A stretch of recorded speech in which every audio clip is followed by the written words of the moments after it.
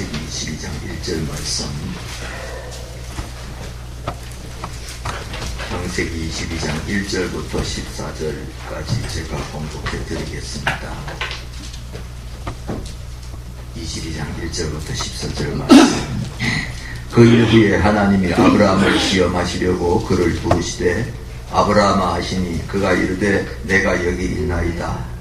여호와께서 이르시되 네 아들 네 사랑하는 독자 이삭을 데리고 모리아 땅으로 가서 내가 네게 일러준 한 산 거기서 그를 번제로 드리라. 아브라함이 아침에 일찍이 일어나 나귀의 안장을 지우고 두 종과 그의 아들 이삭을 데리고 번제에 쓸 나무를 쪼개어 가지고 떠나 하나님이 자기에게 일러주신 곳으로 가더니 제3일에 아브라함이 눈을 들어 그곳을 멀리 바라본지라.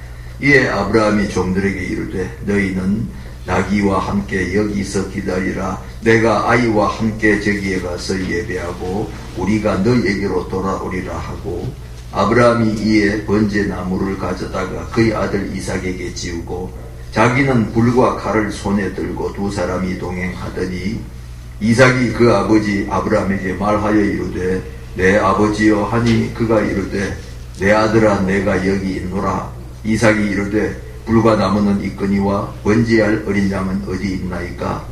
아브라함이 이르되 내 아들아 번제할 어린 양은 하나님이 자기를 위하여 친히 준비하시리라 하고 두 사람이 함께 나아가서 하나님이 그에게 일러주신 곳에 이른지라.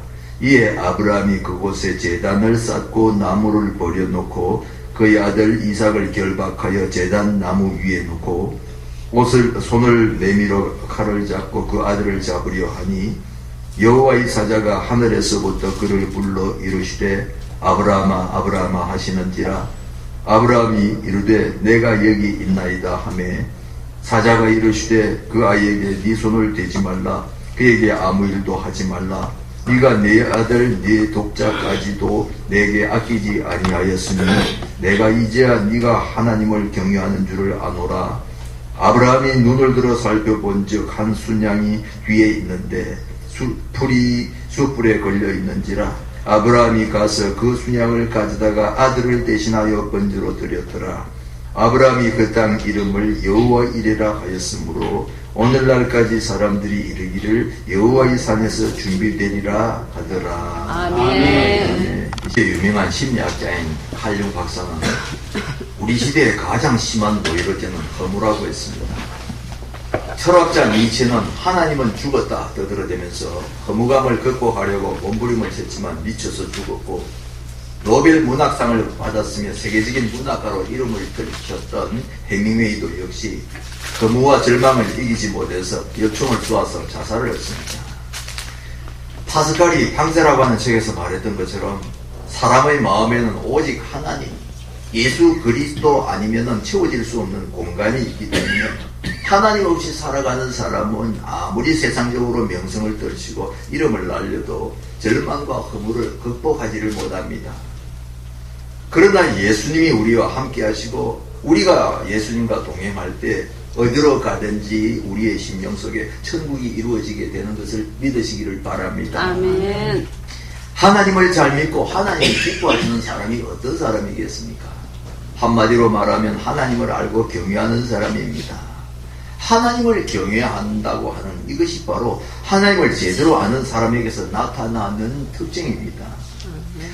그런데 예수님을 믿는다고 하는 사람 가운데서도 하나님을 잘 모르면 어떤 현상이 일어나느냐. 자기 열심만 가지고 하나님을 기쁘시게 하려고 합니다. 그런가 하면 하나님은 하늘에만 계시고 땅에서 일어나는 일들은 알지 못하시는 그런 하나님이신 것처럼 잘못 이해하면서 살아갑니다. 그러다 보니까 어떤 현상이 일어나겠습니까? 하나님을 믿는다고 하는 사람도 입으로는 하나님을 믿는다고 말을 하지만 자기 생각 앞세우고 제멋대로 이렇게 살아가면서 하나님의 영광을 가리게 되는 것입니다. 그러나 진정으로 하나님을 아는 증거는 경외함으로 나타나는데 이 경외라고 하는 것이 과연 무엇이냐, 이것을 우리가 생각해 볼 필요가 있습니다. 우리 성경에 등장하는 경외라고 하는 단어를 한자로 보면 공경경자와 두려워할 외자를 씁니다. 그러니까 하나님을 공경하는 마음으로 두려워하는 것, 이것이 바로 성경이 말씀하는 경외라고 하는 것입니다. 우상을 섬기는 사람들, 무당들도요, 두려움을 자기들이 섬기는 신에 대해서 두려운 마음을 가지고 있습니다. 그래서 무당들이 구슬하기 전에 어떻게 합니까? 작두 위에 올라가기 전날 작두를 갈면서 혹시 부정탈까 싶어서 자기 입에서 엉뚱한 말이 나와서 자기 신이 노할까 싶어서 입에다 칼을 탁 물고 쓸데없는 소리 하지 않으려고 애를 쓰고요. 목욕 재개하고 굿하기 전에 이렇게 하는 것을 볼 수가 있습니다. 그런데 자기들이 섬기는 신을 두려워하지만 이러한 두려움은 우리 예수님을 믿는 성도들이 가지고 있는 그 두려움과는 차원이 다르다는 것입니다. 그렇다면 이 경외라고 하는 것이 과연 무엇이냐? 이 하나님을 사랑하는 마음을 가지고 하나님을 공경하며 두려워하는 것, 이것이 바로 성경에서 말씀하는 경외입니다. 출애굽기 1장을 보면 애국왕 바로가 이스라엘 민족이 애국 땅에서 수가 늘어나니까 위기감을 느껴서 태어나는 그 남자아이들을 모두 다 죽이라고 명령을 내리는 그런 이야기가 등장을 합니다. 그러나 이러한 명령을 받았던 그 히브리 상파 시프라와 부하라고 하는 여인은 하나님을 두려워하는 마음 때문에 바로의 명을 어기고 남자를 죽이지 않았습니다. 그 당시 애굽의 절대 군주였던 바로의 명령을 어긴다고 하는 것은 상상조차 할 수 없는 일일 뿐 아니라 그렇게 한다면 그건 반드시 죽는 일이에요. 그런데도 산파들은 애굽왕 바로보다도 하나님을 더욱더 두려워했기 때문에 하나님의 백성들 편에 서기로 했는데 하나님께서 이러한 산파들에게 복을 내리셨습니다. 그래서 출애굽기 1장 21절을 보면 그 산파들은 하나님을 경외하였으므로 하나님이 그들의 집안을 흥왕하게 하셨다, 이렇게 기록이 되어 있습니다. 그 집을 어떻게 하게 하셨다고요? 흥왕하게 하셨다. 하나님을 향한 믿음의 결단과 살아계신 하나님을 두려워하는 그 마음이 하나님의 마음을 기쁘시게 해드리기 때문에 하나님께서 산파들의 가정에 복을 주시고 그 가정이 흥하게 해주셨다는 것입니다. 하나님의 백성들도 때로는 믿음을 지키기 위해서 어려운 일을 당할 때가 있기는 하지만 하나님을 경외하며 끝까지 믿음을 지키면서 살아갈 때 승리할 수 있도록 붙들어 주시는 것을 믿으시기를 바랍니다. 경외라고 하는 것은 두 번째로 하나님이 싫어하시는 일을 행치 않고 기뻐하시는 일을 하는 것, 이것이 바로 경외입니다. 잠언 8장 13절을 보면 여호와를 경외하는 것은 악을 미워하는 것이라. 나는 교만과 거만과 악한 행실과 패역한 입을 미워하느니라는 그 말씀이 나옵니다. 교만이 무엇입니까? 하나님을 대적하며 하늘 높은 줄 모르고 스스로를 높이는 것, 자신이 참 하나님인 것처럼 거들먹거리는 이것이 바로 교만인 것입니다. 하나님께서는 이런 것을 싫어하신다는 거예요.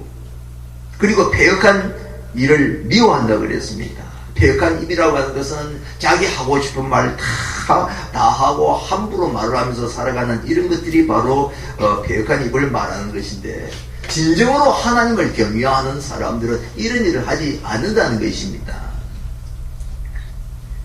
열왕기상 18장에 보면 하나님을 기쁘시게 하는 일들을 했던 귀한 인물이 한 사람 등장하는데 그 사람이 바로 오바댜라고 하는 사람입니다. 이 오바댜가 어떤 사람이었느냐 하면 아합의 국내 대신이었는데, 이 아합 왕의 국내 대신이라고 하는 말은 요즘 말로 하면 청와대 비서실장쯤 되는 그런 사람입니다. 그런데 이 오바댜라고 하는 사람이 어떤 사람이었느냐, 성경의 기록을 볼 것 같으면은 오바댜는 크게 여호와를 경외하는 자였다, 이렇게 기록이 되어 있어요. 여호와를 경외하는 자였는데 어떻게 경외했다? 크게 경외했다. 보통 사람들과는 차원이 다르게 여호와를 경외했던 그런 사람이었다는 것입니다. 하나님을 두려워하는 사람이었기 때문에 그 사람이 했던 일은 보통 사람들로서는 상상할 수 없는 그런 일이었습니다. 그래서 어떤 일을 했느냐, 아합왕과 이세벨이 여호와의 선지자들을 다 잡아 죽일 때에 이 오바댜라고 하는 사람은 아합왕의 가장 가까운 측근에 있는 사람임에도 불구하고 선지자 100명을 데려다가 50명씩 나누어서 굴에 숨기고 떡과 물을 먹이면서 살려주었던 사람입니다. 그거를 아방 가장 가까이 있는 사람이기 때문에 자신이 했던 일을 가장 쉽게 노출이 될 수 있는 그런 사람이었음에도 불구하고 목숨을 걸고 선지자들을 살려주었던 그런 사람이라는 것입니다. 이게 어떻게 가능하느냐. 죽으면 죽더라도, 죽을 때 죽더라도 내 하나님의 뜻대로 살겠다고 하는 그런 하나님을 경외하는 마음이 있으니까 이것이 가능한 거예요. 성도 여러분, 오바댜와 같이 여러분들 모두가 하나님을 크게 경외하는 자였다고 하는 평가를 받는 복을 누리시기를 예수님의 이름으로 축원합니다. 그리고 이 하나님을 경외한다고 하는 것은 참된 지혜와 지식의 근본이 됩니다. 시편 111편 10절을 보면은 여호와를 경외함이 곧 지식의 근본이라고 했고, 잠언 1장 7절을 보면 여호와를 경외하는 것이 지식의 근본이다.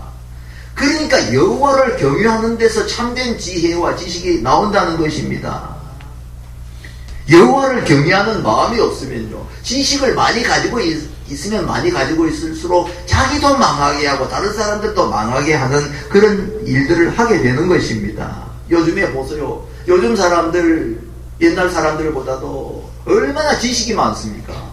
제가 우리 아이, 찬미를 가르치면서 집에서 같이 공부하면서 그 책에 나오는 내용들을 보니까 중학생들의 그 배우는 내용이 우리 옛날에 비하면은 상상도 할 수 없을 만큼 굉장히 어려운 내용이고 수준이 높은 내용인 것을 보고 제가 깜짝깜짝 놀랍니다. 그런데 그렇게 수준 높은 지식들을 가지고 있고 배우고 있으면서도 요즘 사람들이 세상 살아가는 모습을 보면 과연 우리 때보다도 우리 앞에 세대보다도 지혜롭게 이렇게 살아가느냐, 절대 그렇다는 생각이 들지가 않아요. 상상조차 할 수 없는 그런 일들이 일어나고, 지금 세상 사람들이 하는 일들을 보면 그렇게 많이 배웠다고 하는 사람들이 배우지 못하고 살았던 옛날에 우리 조상들보다도 훨씬 못한 모습으로 살아가고 있는 것을 보게 되는데, 이런 것을 보면서 정말 여호와를 경외하는 마음이 없다면은 아무리 많은 지식을 가지고 있어도 사람답지 못하게 살 수밖에 없구나 하는 것을 이렇게 우리가 깨닫게 되는 것입니다. 성도 여러분, 하나님을 항상 경외하는 마음으로 사시기를 바랍니다. 아멘. 그런데 오늘 읽은 본문의 그 1절을 보면은 그 일 후에 하나님께서 아브라함을 시험하셨다 하는 그런 말씀이 등장하고 있습니다. 그 일이라고 하는 게 과연 무엇이냐? 앞에 있는 내용들을 말씀하는 것인데, 이 앞에 있는 내용들을 보면요, 가나안 왕 아비멜렉이 아브라함을 찾아와서 우리 서로 공격하지 아니하도록 불가침 조약을 맺자고 제안을 하는 그런 이야기가 등장을 합니다. 명색이 왕이라고 하는 사람, 가나안 왕 아비멜렉이 무엇 때문에 아브라함을 찾아와서 우리 서로 싸우지 말자고 불가침 조약을 맺자고 하느냐? 아비멜렉이 분명히 아브라함에게는 뭔가 다른 것이 있다는 것을 눈으로 보았기 때문에 그런 거예요. 그래서 아브라함을 찾아와서 하는 말이, 하나님이 너와 함께하고 계심을 내가 눈으로 보았으므로 너는 보통 사람이 아니다. 그러니까 내가 너와 불편한 일이 생기게 되면 하나도 유익한 것이 없으니까 니하고 내하고 우리 사이좋게 지내자. 왕이라고 하는 사람이 찾아와서 이렇게 아쉬운 소리를 하게 되더라는 것입니다. 얼마나 큰 은혜입니까? 아브라함은 비록 왕은 아니지만 세상적으로 말할 때 무슨 대재벌 권력자는 아님에도 불구하고 이렇게 큰 은혜를 받고 살았던 사람이었던 것입니다. 그런데 이렇게 큰 은혜를 받고 난 후에 하나님께서 아브라함을 시험하셨어요. 네가 그렇게 큰 은혜를 받았는데 과연 네 믿음이 얼마나 자랐느냐, 과연 네가 내 말에 얼마나 순종하느냐 하는 것을 하나님께서 테스트를 하시는 것입니다. 성도 여러분, 여러분들 여태까지 살아오면서 많은 은혜를 체험했을 것입니다. 하나님 정말 살아계시구나, 하나님께서 내 기도를 들어주시는구나, 하나님 정말로 나를 이렇게 사랑하시는구나 하는 것을 우리가 체험을 하면서 이날까지 살아왔어요. 그런데 우리가 그런 은혜를 체험하고 사랑을 받았을 때 반드시 기억해야 될 일이 뭐냐면은 하나님 앞에 내가 사랑받은, 은혜 받은 증거를 증명해야 된다는 것입니다. 하나님께서 때로는 그런 은혜를 주시고 나서 네가 그렇게 은혜를 받았으니까 얼마나 믿음이 크는가 한번 보자, 테스트를 하시는 경우가 많이 있습니다. 그래서 하나님께서 이 아브라함을 찾아와서 이제 테스트를 하시는데 그 테스트의 내용이 어떤 내용이었느냐. 우리 2절 다시 함께 읽어봅시다. 여호와께서 이르시되 네 아들 네 사랑하는 독자 이삭을 데리고 모리아 땅으로 가서 내가 네게 일러준 한산 거기서 그를 번제로 드리라. 기가 막힌 요구를 하십니다. 네 사랑하는 독자 이삭을 번제로 드리라. 하나님은 사람을 제물로 바치라고 하는 이런 요구를 하시는 분이 절대로 아니십니다. 더더군다나 이 이삭은 아브라함이 100세에 얻은 외아들입니다. 인간적으로 생각할 때, 상식적으로 생각할 때 말이 안 되는 거예요.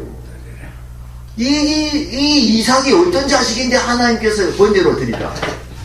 그리고 소나 양을 잡아서 번제로 드리라는 건 이해가 되는데 사람을 잡아서 번제로 드리라. 이건 도무지 하나님답지 아니하는, 말도 되지 아니하는 요구인데도 불구하고 이삭이 어떻게 했느냐. 우리 3절부터 5절까지 읽어봅시다. 아브라함이 아침에 일찍 일어나 나귀의 안장을 지우고 두 종과 그의 아들 이삭을 데리고 번제에 쓸 나무를 쪼개어 가지고 떠나 하나님이 자기에게 일러주신 곳으로 가더니 제3일에 아브라함이 눈을 들어 그곳을 멀리 바라본지라. 이에 아브라함이 종들에게 이르되 너희는 나귀와 함께 여기서 기다리라. 내가 아이와 함께 저기 가서 예배하고 우리가 너희에게로 돌아오리라 하고. 하나님의 말씀에 지체 없이 순종하는 것을 보게 됩니다. 인간적으로 생각해도 이거는 말이 안 되는 그런 요구인데도 불구하고 하나님 어째서 이런 요구를 하십니까? 토를 달지를 않습니다. 그리고는 3일 동안 그 아들을 데리고 하나님께서 지정하신 그 모리아 산으로 아들을 이제 번제로 드리기 위해서 이렇게 가는 거예요. 어째서 이렇게 하나님 말씀에 순종하는 일이 가능했느냐? 히브리서 11장 18절에 그 이유가 기록이 되어 있는데 저에게 이미 말씀하시기를 네 자손이라 칭할 자는 이삭으로 말미암으리라 하셨으니 제가 하나님이 능히 죽은 자 가운데서 다시 살리실 줄로 생각한지라. 하나님께서 미리 다 약속하셨습니다. 네 후손들 앞으로 참 바다의 모래처럼 하늘의 별처럼 많게 해줄 것이다. 그런데 그 자식들은 바로 네 아들 이삭을 통해서 그렇게 될 것이다 말씀을 하셨습니다. 그런데 아직까지 이삭은 결혼도 안 했어요. 자식이 없습니다. 그런데 만약에 이삭이 죽게 되면 어떻게 돼요? 하나님의 약속이 이루어질 수가 없는 것입니다. 그러나 하나님은 절대로 시건하는 하나님이 아니시기 때문에 설사 내가 이삭을 잡아서 제물로 드린다고 할지라도 다시 하나님께서 이삭을 살려내실 것이라고 하는 그런 믿음이 있었다는 것입니다. 그 믿음이 있었다고 하는 증거가 바로 5절에 드러나는데 여기에 보면 내가 아이와 함께 저기에 가서 예배하고 누가 너희에게로 돌아오리라? 우리가 누구입니까? 아브라함과 그의 아들 이삭이 다시 돌아올 거다. 내가 가서 죽인다고 할지라도 하나님께서 다시 살려내셔서 돌아올 때는 반드시 같이 돌아온다는 그런 믿음의 고백을 했다는 것입니다. 하나님께서 아브라함의 그 경외하는 믿음을 인정하셨습니다. 그래서 이제 제단을 쌓아놓고 이삭을 잡아서 죽이려고 하는데 하나님께서 어떻게 하십니까? 11절 12절 읽어봅니다. 여호와의 사자가 하늘에서부터 그를 불러 이르시되 아브라함아 아브라함아 하시는지라. 아브라함이 이르되 내가 여기 있나이다 하며 사자가 이르시되 그 아이에게 네 손을 대지 말라. 그에게 아무 일도 하지 말라. 네가 네 아들 네 독자까지도 내게 아끼지 아니하였으니 내가 이제야 네가 하나님을 경외하는 줄을 아노라. 이삭을 잡아서 죽이려고 칼을 다 이렇게 들었더니 하늘에서 소리가 들으면 아브라함아 아브라함아 괜찮다 이제 그만해라. 네가 나를 경외하는 줄을 내가 다시 이렇게 확인을 했노라. 이렇게 말씀을 하십니다. 더 이상 시험할 것이 없다는 거예요. 여러분들 하나님께서 여러분들을 시험하시는 것을 느낀 적이 있습니까? 저는 세상 살아가면서 하나님께서 저희 믿음을 테스트 하시는구나 하는 것을 느낄 때가 몇 번 있었습니다. 뭐 자주 있죠. 야, 이 목사, 네가 목사인데 네가 저기 너희 교회 집사님들보다도 더 믿음이 좋은가 한번 테스트 해보자. 하나님께서 그렇게 테스트를 하실 때가 있어요. 네 예수 믿은 지 꽤 오래되고 네 은혜 많이 받았는데 정말 나를 사랑하는지 한번 보자. 하나님께서 테스트를 하실 때가 있더라고요. 그럴 때 저는 느껴집니다. 아, 하나님께서 나를 테스트 하시는구나. 그런 테스트를 받을 때 내 마음이 편하겠습니까? 불안하겠습니까? 어떨 것 같아요? 편안합니다. 이상한 일이야. 인간적으로 생각하면 하나님께서 왜 이런 테스트를 하시지? 인간적으로 생각하면 불안할 수 있는데 뒤를 딱 한 겹 뒤를 이제 벗겨내고 나면요, 아, 하나님께서 나를 테스트 하시는구나. 이것은 하나님께서 나를 어렵게 만들기 위해서 하는 것이 아니다는 확신이 딱 들면요, 순종하면 반드시 무엇을 받는다? 복을 받는다는 확신이 들어오는 거예요. 아멘. 그래서 때로는 무리한 요구를 하실 때가 있어요. 순종을 딱 하면요, 틀림없이 얼마 가지 않아서, 야, 너 됐어. 네가 내를 경외하는구나. 내가 너에게 복을 주리라. 하나님께서 그렇게 말씀을 하시고 실제로 은혜를 베풀어 주시는 것을 얼마나 많이 체험을 하면서 사는지 모릅니다. 성도 여러분, 어떤 일이 있어도요, 하나님께서 뭘 하라고 요구를 하시면 두 말 하지 말고 그대로 순종을 하시기를 바랍니다. 이 순종이 없는 그런 믿음이 바로 엉터리 믿음입니다. 그래서 주시는 은혜가 이제 몇 가지가 있는데, 첫째로 하나님을 경외하는 사람에게는 하나님께서 천사를 보내서 보호해 주십니다. 아멘. 우리 성경에 보면 천사가 등장을 해서 하나님의 백성들을 보호해 주시는 이야기들이 자주 등장하지요. 우리가 잘 아는 다니엘서 3장을 보면 다니엘의 세 친구에게 그런 이야기가 이제 등장하는데, 그 당시 세계를 지배하던 바벨론의 그 느부갓네살 왕이 금신상을 만들어 놓고 백성들에게 포고령을 내립니다. 이 금신상 앞에 사람들 절하라. 만일 그 금신상 앞에 절하지 아니하면 전부 다 죽이겠다. 이렇게 명령을 했는데, 그것을 잘 알고 있으면서도 다니엘의 세 친구인 사드락과 메삭과 아벳느고는 금신상 앞에서 절을 하지 않습니다. 이 다니엘을 비롯한 다니엘의 세 친구는 비록 유대 땅에서 포로로 잡혀온 젊은이들이지만 느부갓네살 왕이 굉장히 총애했던 그런 사람들이었어요. 비록 이방인, 느부갓네살의 입장에서 볼 때는 이방인들이지만 워낙 사람들이 신실하고 총명했기 때문에 굉장히 아꼈던 사람들인데, 자기가 그렇게 아꼈던 청년들이 자기 말을 어기고 금신상 앞에 절을 하지 않았다고 하는 보고를 딱 받으니까 느부갓네살 왕의 마음속에 진노가 솟아오르는 것입니다. 이런 고약한 놈들이 어디 있나? 내가 저들을 얼마나 잘해줬는데 이놈들이 내 말을 이렇게 어길 수가 있나 싶어서 부르는 게 오라고 하라고 불러서 물어봅니다. 너희들이 금신상 앞에 절을 하지 않았다는데 그 말이 사실이냐? 아니, 막 사실이라도 좋다. 사실이라 할지라도 내가 더 이상 묻지 않겠다. 지금이라도 금신상 앞에 가서 절만 한다면 내가 너희들 잘못 묻지 않겠다. 만약에 그런데도 불구하고 끝까지 거부하면 내가 너희들이 이건 불불 속에 집어넣을 것이다. 이렇게 이제 얼음장을 놓습니다. 그런데 이 다니엘의 세 친구들이 그 왕에 대해서 어떤 대답을 합니까? 왕이시여, 왕이 우리를 죽이신다 할지라도 하나님께서 우리를 살리실 것이고, 설사 우리가 왕의 손에 죽는다고 할지라도 절대로 금신상 앞에서 절하는 일은 없을 것입니다. 그렇게 대답을 하더라는 것입니다.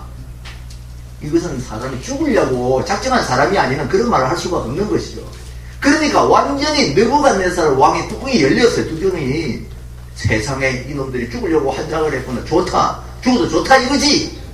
그래서 뜨거운 불물 속에 집어넣는데 보통 때보다도 몇 배 뜨겁게? 7배 뜨겁게 해가지고 그 불물 속에 집어넣었습니다. 집어넣는데 이 세 친구들을 끌어다가 불물 속에 집어넣었던 군사들은 뜨거워가지고 그 옆에다가 타 죽었어요. 그런데 오히려 이 세 친구들은 그 뜨거운 불물 속에 집어넣었는데도 불구하고 눈썹 하나 거슬리지 아니하였다. 성경에 이렇게 기록되어 있습니다. 어째서 그렇습니까? 밖에 있는 불하고 그 불문불 속에 있는 불하고 달라서 그렇겠어요? 왜 그렇겠어요? 천사들을 보내서 하나님께서 이렇게 지켜주셨기 때문인 줄로 믿으시기를 바랍니다. 아멘. 여러분, 예수님을 믿으려면요, 결사적으로 믿으세요. 목숨 걸고 믿는 사람은 우리 하나님께서 이렇게 천사를 보내서 확실하게 구원해 주시는 것을 믿으시기를 바랍니다. 아멘. 두 번째로 하나님을 경외하는 사람들에게는 먹고 사는 일에 절대로 부족함이 없게 해주신답니다. 시편 33편 18절을 보면 여호와는 그 경외하는 자 곧 그 인자하심을 바라는 자를 살피사 저희 영혼을 사망에서 건지시며 저희를 기근 시에 살게 하시는도다. 언제 살게 하신다고요? 기근 시. 기근이 뭡니까? 흉년이 들어서 먹고 살지 못하고 사람들이 죽어가는 이런 시기가 바로 기근 때인데, 하나님께서는 다른 사람들이, 믿지 않는 사람들이 굶어 죽어가는 이러한 때도 하나님의 백성들 경외하는 마음으로 하나님을 의지하면서 살아가는 사람들은 절대로 굶어 죽게 하지 아니하신다는 것입니다. 미국 메릴랜드 주의 볼티모어라고 하는 도시가 있는데, 그 도시에 존스 호킨스 대학이라고 하는 아주 유명한 대학이 있습니다. 의과대학으로 굉장히 유명한 그런 대학인데, 그 존스 호킨스 대학의 교수인 켈리라고 하는 박사가 굉장히 믿음이 좋고 인격적인 그런 분이었어요.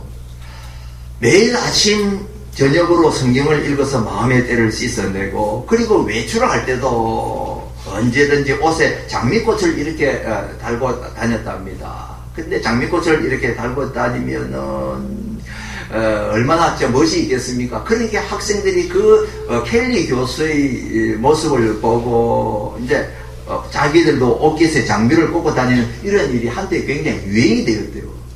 그런데 좀 이상한 현상이 나타났습니다.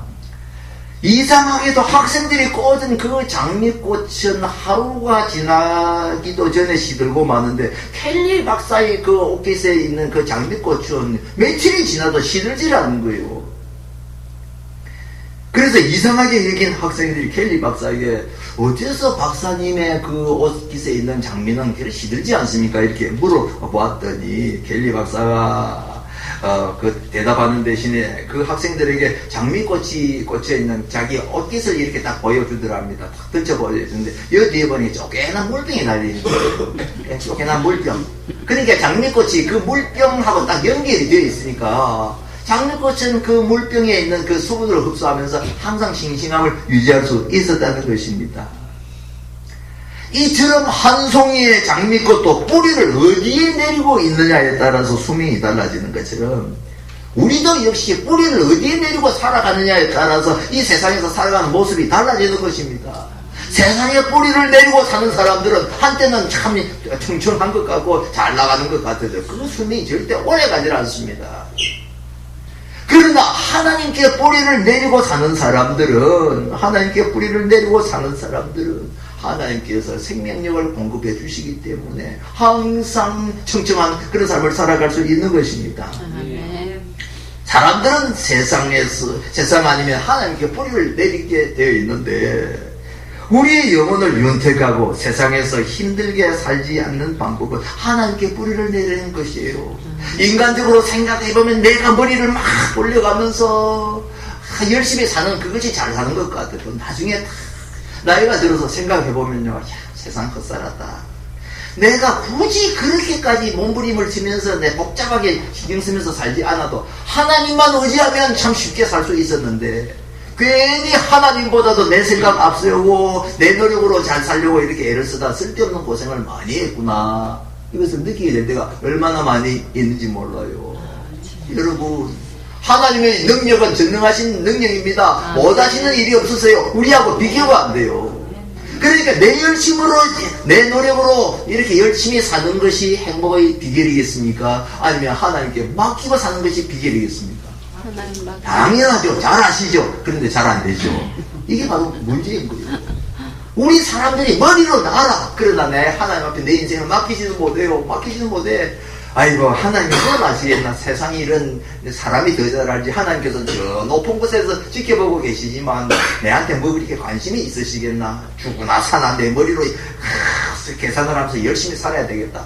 그렇게 살아보면 나중에 보면 완전히 헛것이었구나. 쓸데없는 고생했구나 하면서 느끼게 될 때가 굉장히 많이 있는 것입니다.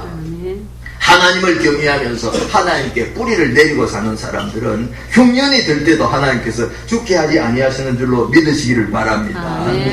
경외하는 자에게 베풀어 주시는 하나님의 세 번째 복은 평소에 하나님을 경외하는 사람은 특별히 관심 갖고 불쌍히 여겨 주신다는 것입니다. 시편 103편 13절을 보면 아비가 자식을 불쌍히 여김같이 여호와께서 자기를 경유하는 자를 불쌍히 여기신다고 말씀하고 있습니다. 누구를 불쌍히 여기신다고요? 자기를 경유하는 자를. 우리가 때로는 실수할 때가 있어도, 하나님의 속을 썩여드리고 우리가 어리석은 짓을 할 때가 있어도, 우리 마음의 중심이 하나님을 향해 있고 내가 하나님을 경외하는 그 마음만 가지고 있다면 우리 하나님께서 얼마나 많이 봐주시는지 모릅니다. 우리가 이 세상에서 살아가면서 은혜를 받는 것은 내가 실수하지 아니하기 때문에, 잘못한 일이 없기 때문에 그런 것 아니에요. 우리는 날마다 주님을 배반하고 찬송가의 가사처럼 못난 짓을 하면서 어리석은 일들을 하면서 살아가긴 하지만, 그래도 하나님께서 아무개가 저렇게 어리석은 일을 하기는 하지만 그래도 마음의 중심은 나를 향해 있다, 경외하는 마음은 있다 하는 그거를 인정하시기 때문에 하나님께서 얼마나 많이 봐주시는지 모릅니다. 우리 믿음의 조상인 아브라함이 실수가 없는 사람이었습니까? 허물이 없는 사람이었습니까? 하나님을 잘 믿는 사람임에도 불구하고 얼마나 많은 허물이 있는 사람이었습니까? 애굽으로 내려갔을 때 애굽 사람들이 두려워가지고 자기를 죽이고 자기 아내를 빼앗아 갈까 싶어서 자기 아내를 그냥 누이라고 속였다고 나중에 낭패를 당하고 어려운 일을 겪을 때가 있었습니다. 그런데 하나님께서 그렇게 궁지에 처해 있는 아브라함을 어떻게 구해주셨습니까? 아브라함을 이제 해코지를 할까 싶어가지고 바로의 집에다가 창세기 12장 17절을 보면 큰 재앙을 내리셨다고 그랬어요. 그 큰 재앙이 무엇인지 알 수가 없지만 이 잘못된 일의 시작은 아브라함에서부터 시작이 된 것이지만, 아브라함에게 재앙을 내리신 것이 아니라 누구에게 내리셨다? 애굽왕 바로에게 재앙을 내리셔가지고 바로가 깜짝 놀라서 이게 무슨 날벼락이냐. 나중에 알고 보니까 아브라함이 자기를 속였던 거예요.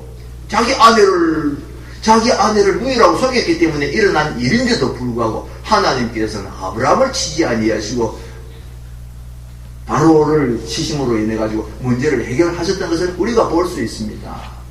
여러분, 하나님을 경외하면서 사시기를 바랍니다. 아멘. 그렇게 하면요, 우리가 때로는 실수하고 넘어질 때가 있어도 얼마나 불쌍히 많이 여겨주시는지 모릅니다.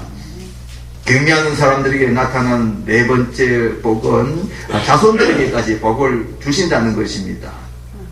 시편 112편 1절 이하의 말씀을 보면 여호와를 경외하며 그 계명을 크게 즐거워하는 자는 그 후손이 땅에서 강성해지고 정직자의 후대가 복이 있다고 말씀을 하고 있습니다. 아브라함의 아들인 바로 이삭이 그런 사람이었습니다. 이 창세기 뒤에 나오는 26장의 내용을 볼 것 같으면 아브라함의 아들 이삭은 하나님을 경외하는 아버지 덕에 세상 살면서 얼마나 많은 덕을 보고 살았는지 모릅니다. 가나안 땅에 흉년이 들어서 이삭이 그랄 지방으로 이사를 갔는데, 먹고 살기 위해서 이사를 갔는데 하나님이 나타나셔서 위로하고 약속을 해주십니다. 이삭아, 걱정하지 말아라. 내가 너와 항상 함께 있어서 너에게 복을 줄 것이다. 그리고 네 자손을 하늘의 별과 같이 번성케 하고 이 모든 땅을 너희 자손에게 줄 것이다. 내가 너에게 그렇게 하는 이유는 아브라함이 내 말을 순종하고 내 명령과 내 계명과 내 율례와 내 법도를 지켰기 때문이다. 한마디로 말해서 네 아버지를 봐서, 네 아버지가 나를 경외했기 때문에 네 아버지를 봐서 그렇게 해주겠다는 말씀이었습니다. 얼마나 귀한 말씀입니까? 저는 이 말씀을 들을 때마다 참 감격스러워요. 야, 내가 좋은 아버지가 되어야 되겠다. 내가 좋은 조상이 되어야 되겠다. 내가 잘하면은 내 후손들이 내 때문에 이렇게 복을 받고, 때로는 실수할 때가 있어서 네 아버지 때문에 내가 한번 봐준다, 한 번이라도 은혜를 더 베풀어 주신다는 그런 생각 때문에 저는 이 말씀을 굉장히 좋아합니다. 그래서 이 아브라함 때문에 이 이삭이 어떤 복을 받게 되느냐, 그랄 지방으로 내려가서 남의 땅에 들어가서 1년 동안 더부살이를 하는데, 그 1년 동안 더부살이 하는 동안에 놀라운 일이 일어난 것이에요. 창세기 26장 12절을 보면 이삭이 그 땅에서 농사하여 그 해에 100배나 얻었고 여호와께서 복을 주심으로 그 사람이 창대하고 왕성하여 마침내 거두가 되었다고 기록되어 있습니다. 그 땅에서 농사했다는데 그 땅이 어디입니까? 그랄 땅, 이방인들이 사는 땅. 남의 땅에 가서 땅 빌려가지고 흉년을 피해서 1년 동안 그곳에 더부살이 했는데 1년 동안 100배나 되는 부자가 되었답니다. 100배나 되는 부자. 그런 사람들, 그곳에 터줏대감들은, 소위 말하면 터줏대감들은 겨우 밥이나 먹고 사는데, 흉년을 피해서 이곳으로 왔던 그 이삭은 1년 동안 남의 땅에 와서 땅 빌려가지고 먹고 사는 주제 100배나 이렇게 이제 부자가 되는 그런 은혜를 이제 잃게 되었다는 것입니다. 그러니까, 그런 사람들이 얼마나 배가 아팠겠어요. 저런 훌론들이 박힌 돌을 빼낸다 하더니 저런, 아주 얄밉다. 이렇게 생각을 했겠지만, 하나님께서는 그들이 시기하고 이삭을 해치지 못하도록 철저하게 이렇게 또 보호를 해주십니다. 그래서 나중에 또 보면은 26장 28절에 보면은 또 아버지 때에 있었던 일과 똑같은 일이 반복되는 것을 볼 수가 있는데, 아비멜렉이 이삭을 찾아와서 여호와께서 너와 함께 계심을 우리가 분명히 보았으므로 우리와 너 사이에 맹세를 세워서 서로 계약을 맺으리라. 너는 우리를 해치지 말라. 불같은 조약을 맺자고 아버지 때도 그렇게 하더니 또 이 아들 때도 이렇게 하는 것을 우리가 볼 수가 있는 것입니다. 성도 여러분, 하나님을 경외하면서 사시기를 바랍니다. 하나님을 이렇게 경외하면서 살면요, 하나님께서는 여러분들 먹고 사는 문제 가지고 고통당하면서 힘들게 살게 하지 아니하십니다. 경외하는 사람들을 절대 배고프게 하지 아니하시는 하나님이십니다. 뿐만 아니라 믿지 아니하는 사람들이 우리를 해치려고 할 때 하나님께서 철저하게 이렇게 보호해 주시는 것입니다. 하나님을 경외하는 것이 복을 받는 비결이고, 우리가 후손에게 해줄 수 있는 가장 큰 일은 하나님을 경외하는 조상이 되는 것입니다. 우리 모든 성도님들 하나님을 경외하는 가운데 당대뿐만 아니라 자손 대대로 복받고 사시기를 예수님의 이름으로 축원합니다. 고맙고 고마우신 사랑의 주님,